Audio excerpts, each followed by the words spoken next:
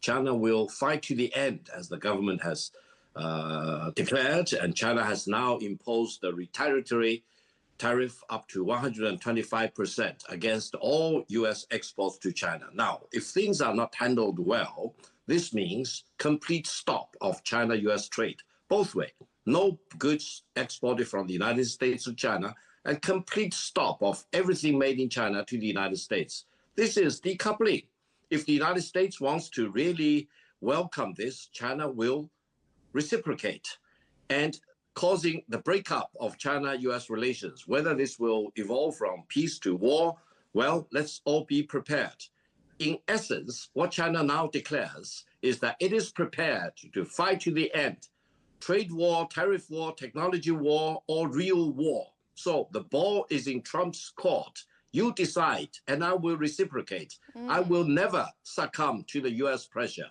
And this is the moment of truth. China wants to defend free trade. The United States wants to destroy free trade. Right. The rest of the world is watching, and there will be a choice by the end of the day. For China, you cannot hold a gun to China's head and issue ultimatum and demand all the impossibilities, for example, and ask China to swallow that. China is the country that values dignity and decency and honor more than economic gains or economic losses. So if you want to hold a gun at China's head, China will hold a gun at your head. If you want to strike China in the cheek, China will strike you back. That's the decision and the determination of the Chinese nation. This is not belligerency. This is the minimum decency you need to apply to international relations. How can you demand other countries, I will slap you in the face, don't slap me back, otherwise I will punish you more. That's the law of the jungle. The trade war launched by Trump is wrong. It's the wrong war. It's the war against mankind. MAGA, or Make America Great Again, is fine.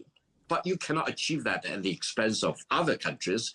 You cannot achieve your greatness by belittling, by delegating or relegating other countries to the lowest echelon of the hierarchy.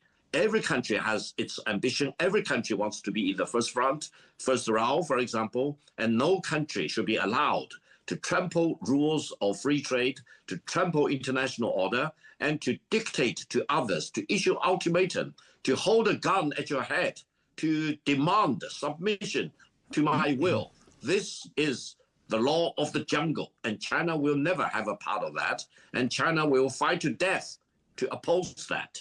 China is making sure that the American gets the message. If you want to impose war on China, you get war. If you want to destroy China, you get destroyed.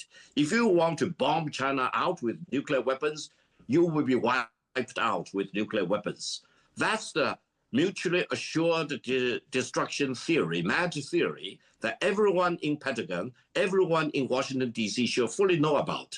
China is not going to be pushed around, and China will fight to the end, one way or another, peacefully or otherwise. So the choice is in Washington. China wants to be a partner of the United States rather than being a slave of the United States.